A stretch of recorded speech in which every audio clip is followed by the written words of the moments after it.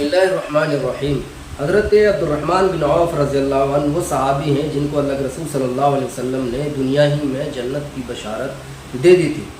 جب وہ ہجرت کر کے مدینہ گئے تو مدینہ میں مہاجرین اور انصاری صحابہ کے درمیان آپ صلی اللہ علیہ وسلم نے مواخات کا رشتہ قائم فرما دیا تھا، اور حضرت سعد بن ربیع رضی اللہ عنہ کو حضرت عبدالرحمن بن عوف رضی اللہ عنہ کا مواخاتی بھائی قرار دیا۔ حضرت سعد بن ربیع رضی اللہ عنہ کی دریا دلی دیکھیے کہ انہوں نے کہا حضرت عبدالرحمن بن عوف رضی اللہ عنہ سے کہ میرے پاس جو کچھ بھی ہے اس میں آپ کا آدھا حصہ ہے، جائیداد میں بھی آپ کا آدھا حصہ ہے، باغ بھی جو میرے پاس دو ہیں تو ان میں بھی ایک آپ کا باغ ہے۔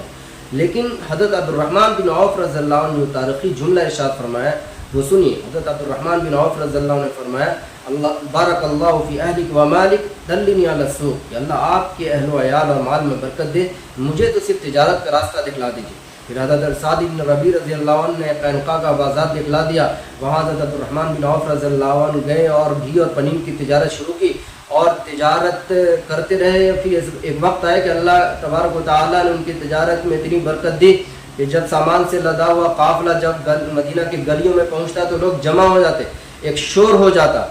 اور پھر انہوں نے اس مختلف مواقع پر اپنی تجارت کے ذریعے سے خود آپ صلی اللہ علیہ وسلم کے مسلمانوں کی مدد فرمائی۔ کسی موقع پر 40,000 درہم، کسی موقع پر 50,000 درہم، کسی موقع پر 1500، کسی موقع پر 500، اور خفیہ طور پر جو انہوں نے مسلمانوں کی اور دوسرے لوگوں کی مدد کی وہ تو الگ ہے۔ ان کے بارے میں کہا جاتا ہے کہ جب وہ ان کا قافلہ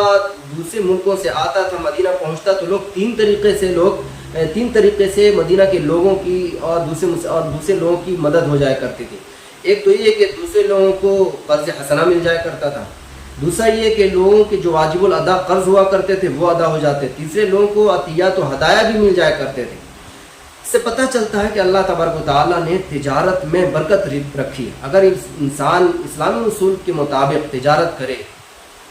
اسلامی اصول کا خاص لحاظ رکھے تو اللہ تبارک و تعالیٰ نے تجارت میں خوب برکت رکھی۔ اسی لیے اللہ کے رسول صلی اللہ علیہ وسلم نے ارشاد فرمایا تسعۃ اعشار الرزق فی التجارہ، جن 10 حصوں میں اللہ تبارک و تعالیٰ نے برکت رکھی ہے اس میں سے 9 حصے تجارت میں۔